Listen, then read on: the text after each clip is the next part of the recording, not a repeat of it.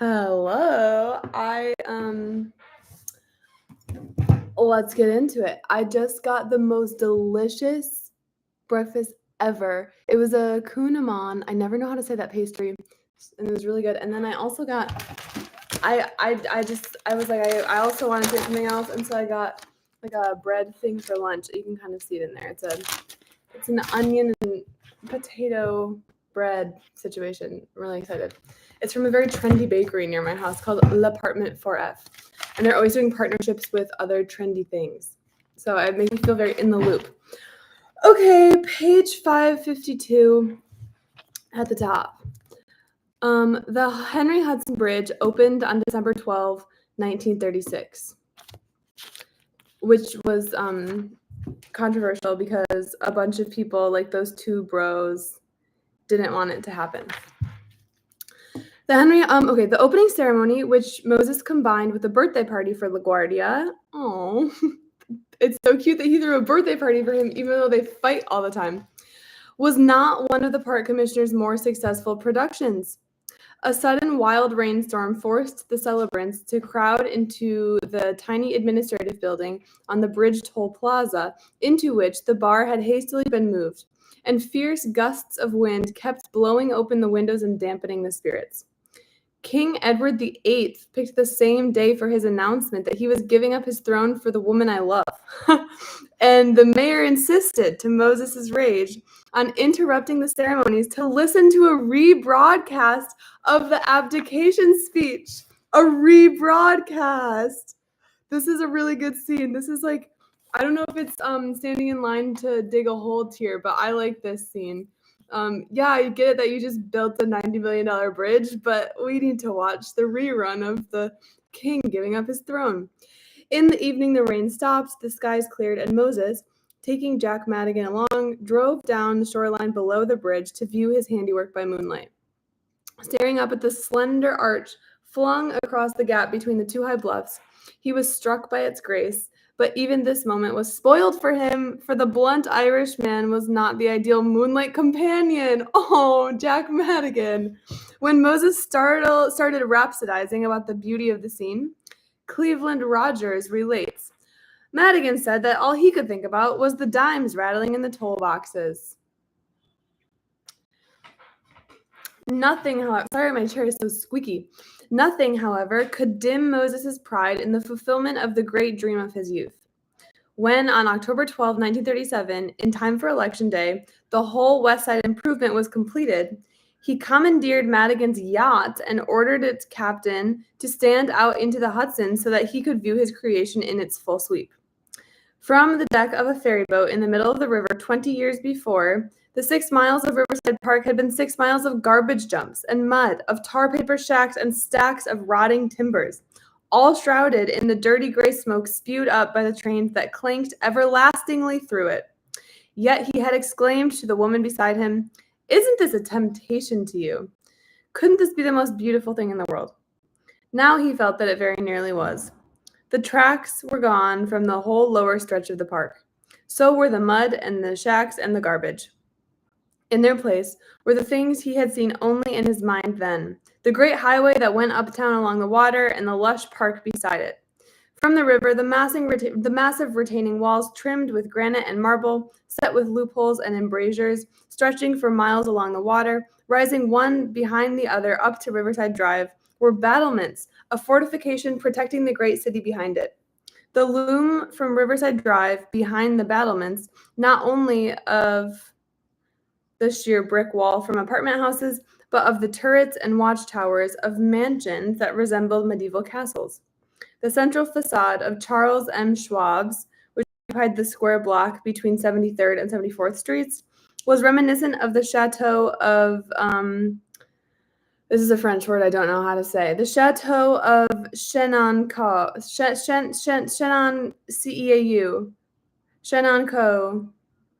Chenonceau.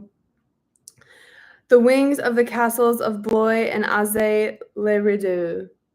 I don't know how to pronounce French words very well. The presence behind the elements of the columns and cannons of the Soldiers and Sailors Monument, erected to honor warriors of a civil war, and farther north of the massive granite sculpture of the great general who had led them, the image, life-size in the distance, of a girl warrior out of the 15th century. Sorry, I'm just going to remind myself what's going on right here. So this is just all stuff that's on Riverside Drive, where the trash used to be. Okay. All right. The bronze mount of the Maid of Orleans, rearing at 93rd Street from a pedestal set with fragments from Reims Cathedral, where she waited trial and death. The upthrust of spires out of the 13th century, the spires of Riverside Church to the north of that simple square watchtower of the medieval monastery of St. Michael de Cuxa that was now called the Cloisters. Okay, we know the Met Cloisters. I know the Cloisters. Sorry that I'm having such a hard time getting through this section. These only made more complete the effort for which Moses had been striving, that of a wall built to guard a city as walls had guarded cities during the Middle Ages. Specifically, the German cities whose walls, along with those of the medieval fortress castles of the Raubritter, or robber barons. Raubritter. Okay, hold on. I'm just pausing for a moment because the medieval castles of the Raubritter, which means robber baron, it's spelled R-A-U, Raubritter, which is like a thing that it's like R-A-U that comes up in words in like times German, because that's where the name comes from. My ancestors on my dad's side are all from Friesland in the north of the Netherlands.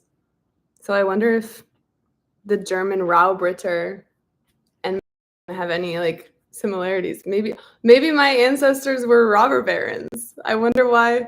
I don't think we have like generational wealth like that. Something must have happened, but yeah. Okay, cool. I will be looking into that. Anyway, so basically that whole paragraph was just like a lot of references to say that he has really made it spectacular, and there's a lot of monuments. Not that the West Side Improvement was just a fortification, of course. It was far more than that. Along its lowest level, at the edge of the water, were lines of moving vehicles, and once one realized that they were part of the improvement, one saw that to call it medieval was to slight it. The towering battlements were combined with an entranceway to the city, an entranceway whose Riverside Park portion alone was 6 miles long, an entranceway framed in marble and granite and flanked by the tombs of dead heroes. An entranceway the size and grandeur that could only be Roman, a via triumphalis, that, like those along which had ridden the conquering generals of the empire on their way to receive the laurel wreath from the Caesar. A fortification? ? An entryway? The West Side Improvement was also a park, a lovely park. The retaining walls formed a series of terraces rising from the water, and the terraces were lush, green, tree-shaded lawns. Through the shadows of the arches of the 79th Street boat basin, one could see a fountain splashing coolly. If the West Side Improvement was grandeur, it was also beauty. The scene was just as Robert Moses had envisioned it 20 years before, even to the bright white sails of the boats tied up in the gracefully curving marinas. Moses was more than satisfied with his handiwork. The sheer cliffs of the forest-topped Palisades, opposite the sheer cliffs of Manhattan's apartment houses, were the most magnificent river wall anywhere, he felt. And the wall he had created was its match. Now that it was completed, the Hudson Vista was the greatest river vista in the world. That wasn't a quote, that was just a statement. The Rhine, ? The Rhine with its silly, quaint Wagnerian castles. Thanks to the West Side Improvement, the Hudson absolutely dwarfed the Rhine. Penning an introduction to the brochure describing the improvement, he sounded like the Bob Moses of his youth. And here we go. We get a quote. Oops. This, then, is the Hudson waterfront separated by Masefield and O'Neill, where the fabled liners and cargo vessels thrust their prows into the very vitals of the city. Tycoons overlook the upper and lower bays and the Jersey piers. Droves of cars zoom or crawl through Riverside Park and down the West Side Highway and view the matchless, unspoiled Palisades. By comparison, the castled Rhine with its Lorelei is a mere trickle between vine-clad slopes. I wonder sometimes whether our people, so obsessed with the seamy interior of Manhattan, deserve the Hudson. What a waterfront! What an island to buy for $24. That quote really just changed it all for me. I forget that he's so, like, he's so funny and compelling. Ugh, that's so funny that he says, I wonder if our people obsessed with the seamy interior of Manhattan deserve the Hudson. I'm just going to underline that section.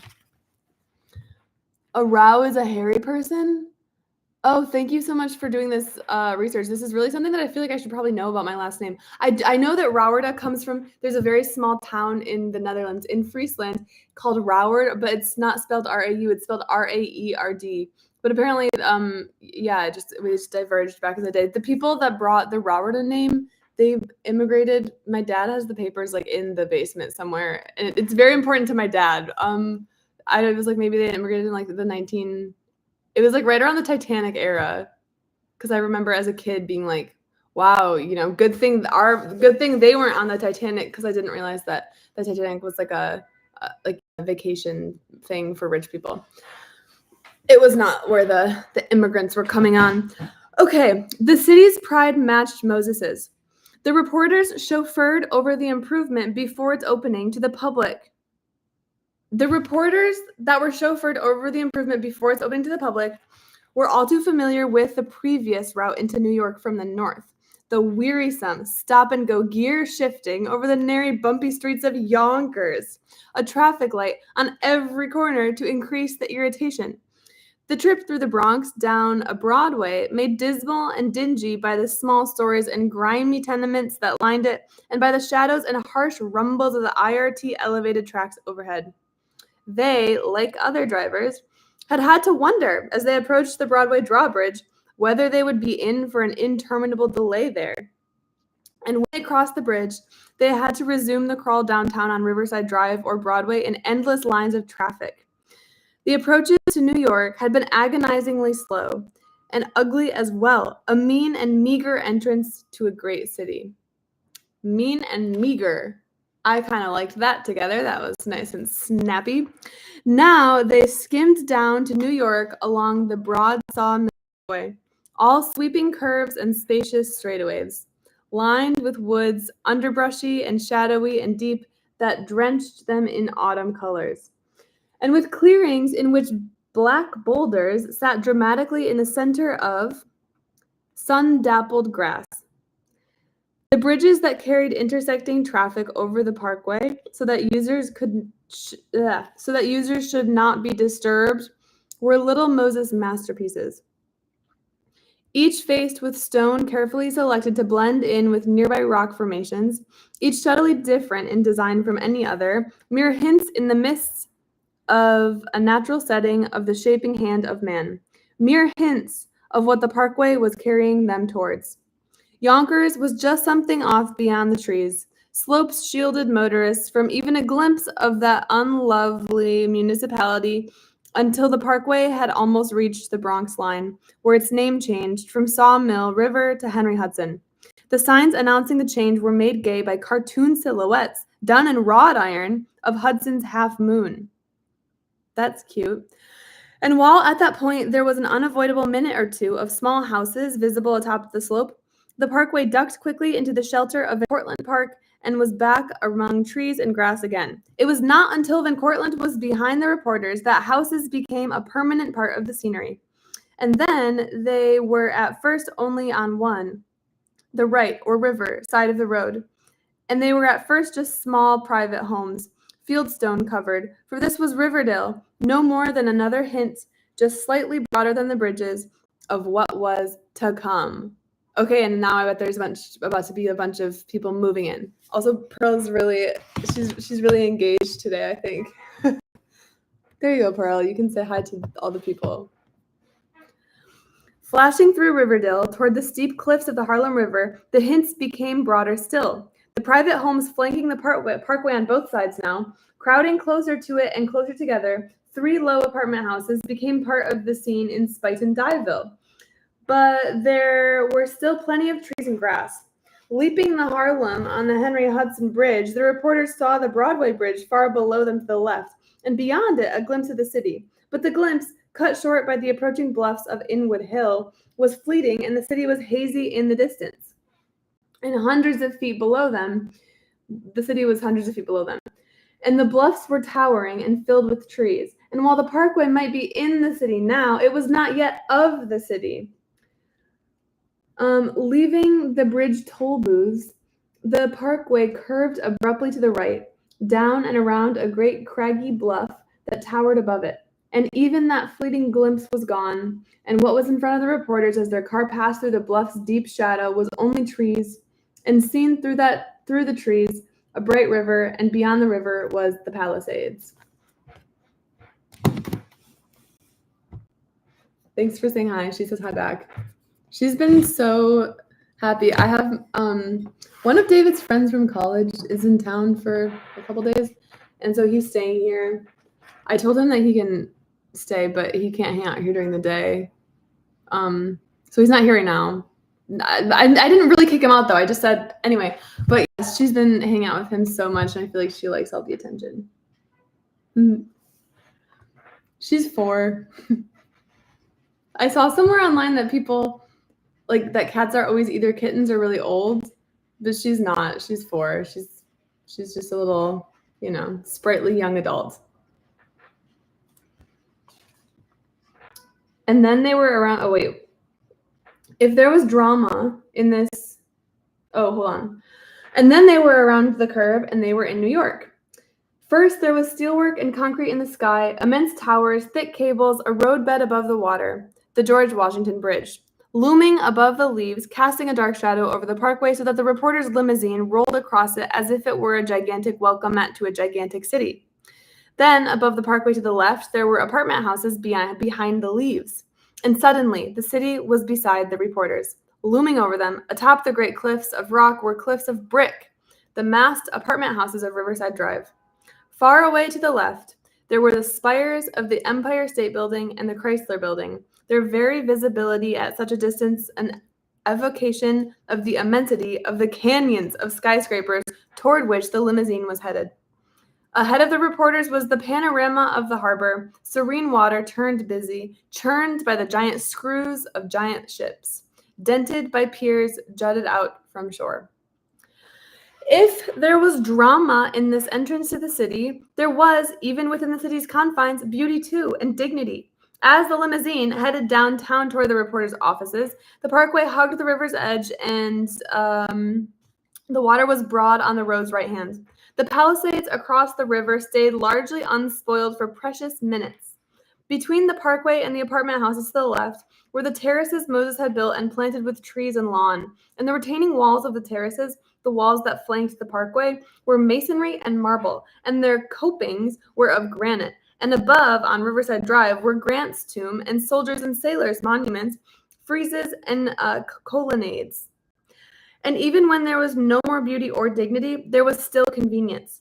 When the Henry Hudson Parkway became the West Side Elevated Highway, and there were no more trees or terraces, and the Jersey Shore, what could be seen of it through a dense industrial haze was a panorama of all that was wrong with the industrial era, and the view to the left toward the city was of railroad yards and warehouses and traffic jammed streets, the reporters could still realize that they were not on those streets, that they were speeding downtown without having to even pause. The reporters rhapsodized. "The most beautiful drive in the world," wrote one from the Daily News. "Always the man in the car has the river in full view," marveled one from the Times. That's the sort of sentence construction that reminds me of like the thing on TikTok, "I have purse." Always the man in the car has the river in full view. Simeon Strunsky said in Topics of the Times, "The West Side Highway as a name utterly fails to do justice to the new masterpiece out of Robert Moses's atelier. The traveler comes and goes in a setting of beauty which it is not too much to call intoxicating." Strunsky was also to write, quote, "The poet Wordsworth stood on the Waterloo Bridge and said about the Thames view, that earth had no finer sight. But Wordsworth should have stood at the north end of the Henry Hudson Bridge and looked south and west." Moses had promised that the new road would eliminate the West Side's north-south traffic jams. He announced that the trip from Canal Street to the city line, which had previously required 68 minutes, would henceforth take 26. That is so ambitious. And none of the journalists had the slightest doubt that Moses was correct. "It is a veritable motorist's dream," said the Journal American. The Times marveled that the gleaming new concrete ribbon would not only afford immediate and measurable relief to traffic congestion on Riverside Drive, but would enable motorists to drive all the way from Canal Street nearly to Poughkeepsie without having to stop for a traffic light or slow up for an intersection. Slow up is that's just not something I've heard. I've heard a lot of slow downs in my life. Never slow up. I kind of like that. I'm circling. I'm just gonna try to. I would love to like look over time how language has changed in terms of like the whole like turn up the heat, turn down the heat situation where it's unclear, or like slow down, let up. I remember when I ran cross country in high school, it was like we would have warm ups and then sometimes we would have warm downs, and sometimes we would warm up our legs to like warm up, but then we would have cool downs and warm downs. Nothing made sense. Anyway, I would be interested to see how that's changed over the years. Anyway. And the journalists understood that Moses' project was not just a view or a road. "The West Side Improvement is much more than that," the Sun editorialized. "It gives the island not only a new major highway and a new shoreline along part of its length, but parkland and playgrounds." The Journal American said it provided a fountain of health and pleasure from which New York's people and their children and guests will be drinking long years to come. The Brooklyn Eagle emphasized that after decades of fruitless effort, the railroad tracks are covered at last. "In fact," said the Times, "all that has been unsightly along the Hudson, the railroad, the ash dumps, the coal yards, has been swept away or completely disguised." Slow up is American? That's crazy. I'm American. I don't slow up. Let up. I say let up. Yeah, like, oh, yeah, let up. I've never said slow up. I don't think. Maybe I have. The statistics in the thick packets of press releases that Moses' men handed to the reporters were, even to men accustomed to press releases, filled with statistics, almost too big to grasp. To create the Riverside Park portion of his dream alone, Robert Moses had poured into the 6 miles of muddy wasteland 1,250,000 cubic yards of stone riprap. Riprap.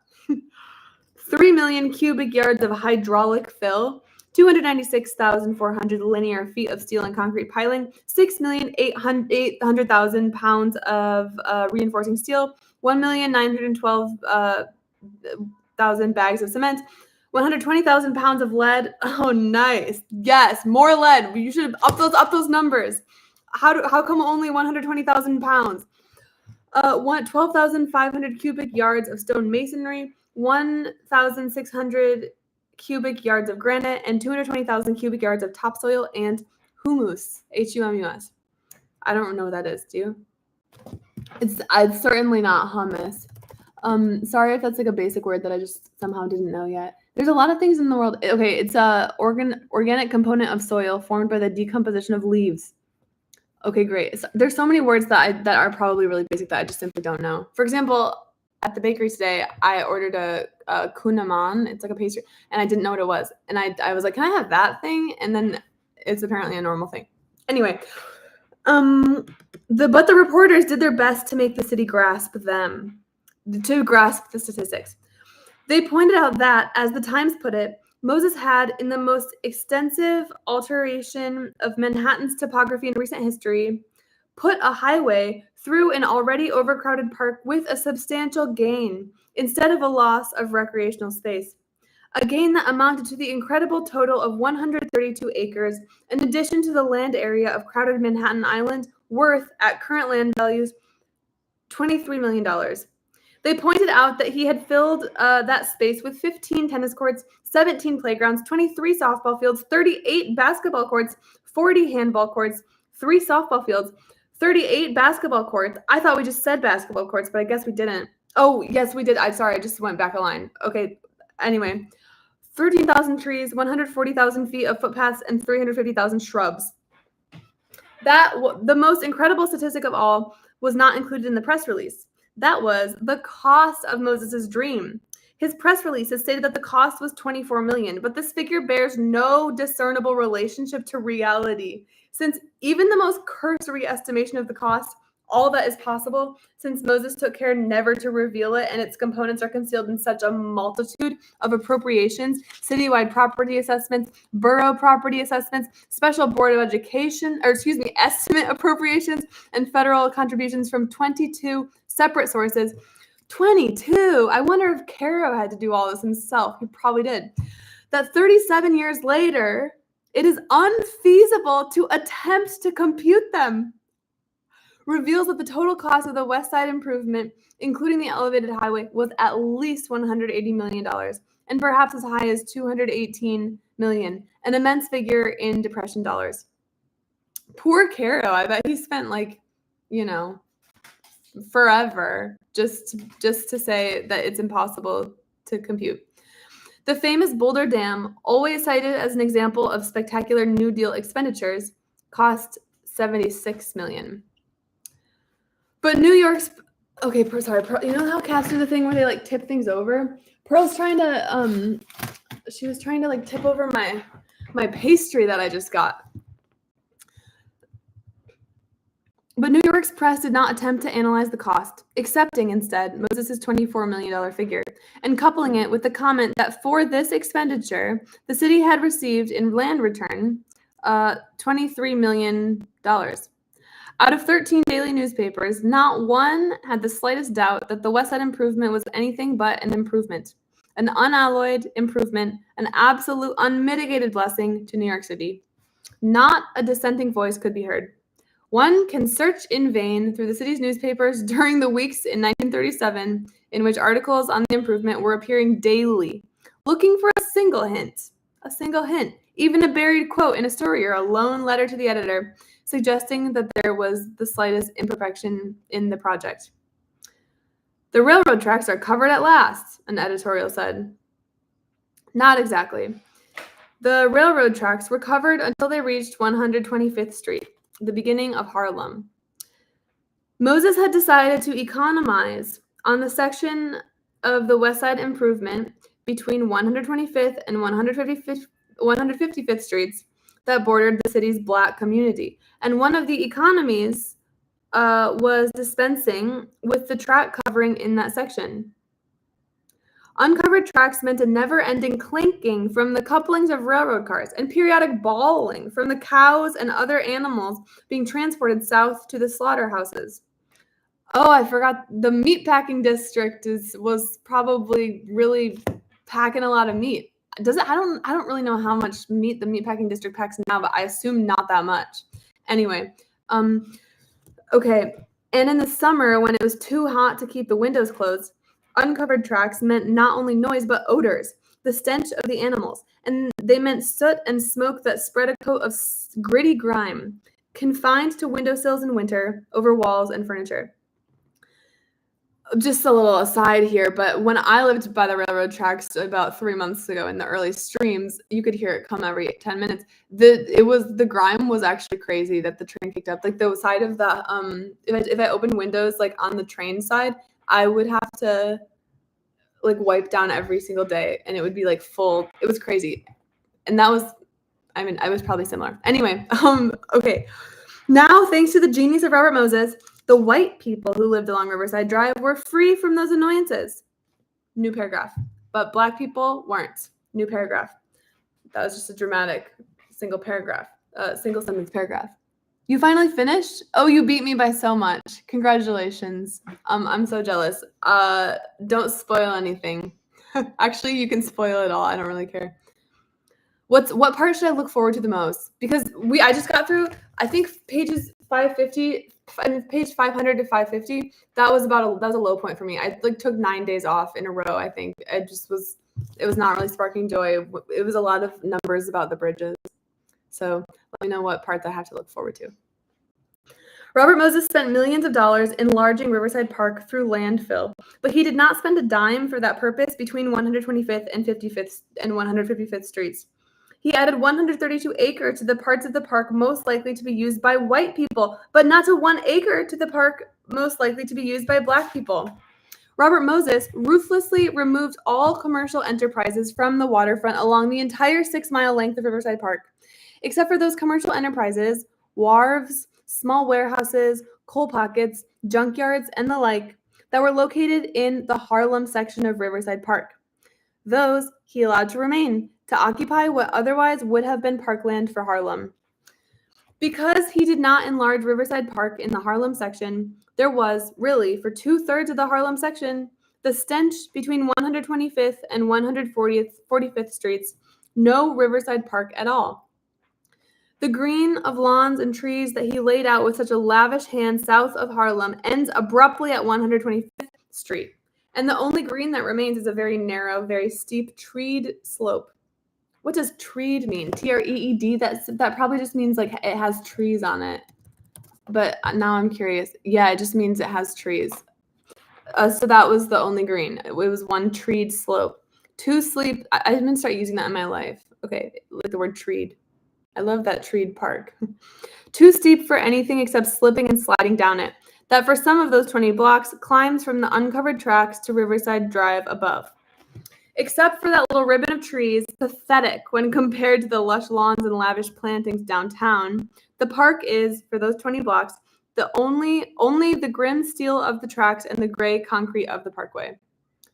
Are there going to be like any amazing scenes coming up? Some great scenes that we've had have been like the water clowns at the pool openings. I liked that. When he would swim a lot, when he would be like, I'm making my chauffeur take me to go swim. When he punched that guy, that was exciting. Battery Park. Okay, something to look forward to. Thank you. The water clowns. Okay, so that was when he opened a bunch of pools in the city because he loves swimming. That's like he's always doing swimming. It's all beaches and pools and stuff. But yeah, at one of the openings for the pools, it was kind of like throwaway line in here. It just said like, and there was a water clown. But I just really got hung up on it. And then I spent a long time looking for evidence of other water clowns because I had wondered like maybe that was a thing in the 30s. Maybe people had water clowns. But I looked on newspapers.com and the mentions of water clowns by the name water clown, there was like very sparse. Like I think he just made that up. I think he just made up water clowns for the opening. But that was a highlight. Another highlight was the zoo that L. Smith had in Albany. He moved the aquarium out of Battery Park for spite. Okay, I'm excited to see why he did that. I'm excited. The diving horse. I watched a movie about the diving horse that was the first time I ever used Netflix, was to watch a movie about the diving horses. I was a kid. I must have been probably in 6th grade. And it was back when it was DVD Netflix. Robert Moses devoted endless ingenuity to making Henry Hudson Parkway beautiful in and of itself. From 72nd to the 125th Street, for example, he lined the roadway with trees and shrubs and faced the walls along its side with granite and marble and expensive masonry. Oh, whoops, sorry, I read all of that already. And then the other part, when you go more north, the only ornamentation whatsoever on the starkly ugly steel is the starkly ugly, cheap concrete aggregate with which it is paved. And the viaduct is not only unlovely in and of itself, it makes the waterfront over which it runs even uglier than it was before, filling its streets with its shadows and the never-ending rumble of the cars that travel along it. And its presence ensures that even should New York City one day decide to give those 20 blocks of Harlem what it has given most of the other residential neighborhoods along the Hudson River, a park beside Riverside Drive, the park will have to be one filled with shadow and noise. I'll read a little bit more. There is at least one spot in this 20-block stretch at which it would have been easy to create a park even without landfill operations. At the foot of 125th and 126th Streets, These mean and narrow thoroughfares slope down and, after running under Moses' viaduct, run right out into a broad wharf that juts out into the river. So that turning it into a park would have made the riverfront a part of Harlem. Turning it into a park would have made the riverfront a part of Harlem. Of the whole Hudson River waterfront, no area was more intimately a part of the adjoining community and more suitable to be a park for it. Moses might not have wanted to spend much money on the Harlem section of the West Side Improvement, but a park here would not have cost much money. Condemning the wharf would have been cheap, as would also have been placing playground facilities on it to give the children of the neighborhood a chance to play right on the river, or laying earth and sod on it to bring a touch of brightness to a neighborhood without brightness. And seeing the park possibilities of the wharf was easy. In fact, it would have been hard not to, for on every sunny day it was crowded with people fishing, staring out over the water, or washing their cars in the sun. But somehow Moses didn't see. He never made a move to turn 125th Street Wharf into a park, and in 1974 it would still be standing vacant, a monument to a city's indifference to the needs of its poorest people. This is just a random thing I thought of, but I have a friend from Wikipedia. His name is Jim Henderson. You can look him up on Wikipedia. User : JIM period, all lowercase, Henderson. And he's been editing Wikipedia for like forever, but he's lived in New York since 1973. And he moved from Knoxville or Wisconsin. He went between both as a kid, but he just knows everything about the city. He's one of those guys that's just like, I don't know. I feel like that's definitely like a type of guy. Like about probably 30% of the guys I know, they just like know everything about all the buildings that are around. And he's one of those guys, and he's been doing it for 50 years. And so sometimes we go on bike rides, especially now that the weather's nice. And it's really fun because, I mean, now he's pretty old. He doesn't like to go very fast. So we take a lot of breaks, and then I'll just ask like, oh, like, what's that building? Or we were in Red Hook looking out on the water. And when you look out kind of by the Statue of Liberty, there's a bunch of just random steel in the water. And I knew that there was a military thing there, but it was so nice to be able to ask him like, hey, like, what is that? Like, what is that structure? What does that do? I do not know what it is. And he just knows the answers to everything. It was really nice. But anyway, I was telling you this because he was like really, he just totally remembers when this book came out. And it's funny because like now it has such a, I don't know, like a legacy.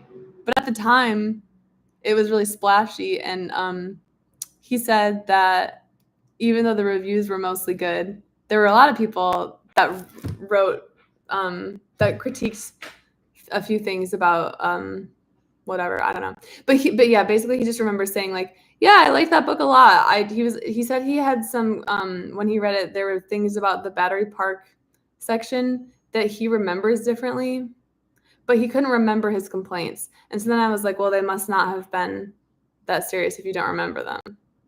Anyway, yeah, it's really nice. He's really cool. There's so many. Yeah, it's nice. I didn't really have very many intergenerational friendships, so I've been trying to be better about it. Have kids around. Yeah. Okay, I think I'm gonna call it. But this is like I think I like this section, and in a few pages to have a little picture break. If you want a little preview of pictures, here let's do a little. All right, kids, gather around. This is the bridge, I think. Oh yeah, it says Verrazano Narrows Bridge. And more pictures. I literally feel like a first grade teacher right now. Okay, everybody. This is